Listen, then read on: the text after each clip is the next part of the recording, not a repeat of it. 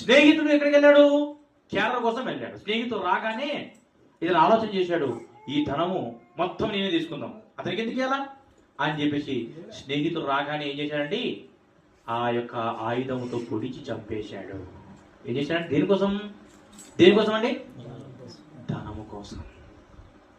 తర్వాత ఫస్ట్ భోజనం చేశారు. భోజనం చేసిన తర్వాత బంగారం తీసుకుందామన్న సమయంలో ఆయుధంతో పొడిచి చంపేశాడు. దేనికోసం అండి? ధనం కోసం. అతను చంపిన తర్వాత ఇతడు చచ్చిపోయాడు. ఎందుకు? అతను తీసుకొచ్చిన క్యారల్లో విషం కలిపాడు. ఇద్దరు చచ్చిపోయారు. అందుకే ఆ సన్యాసి అంటున్నాడు, మనుషులు చంపేది ఉంది వెళ్ళొద్దండి అంటే చూడండి, ఆ బంగారము ఇద్దరు మనుషులను చంపేసిందండి. ధనము నమ్ముకున్నవాడు ఏమవుతాడండి? పాడైపోతాడు. ఇద్దరు ప్రాణ స్నేహితులు.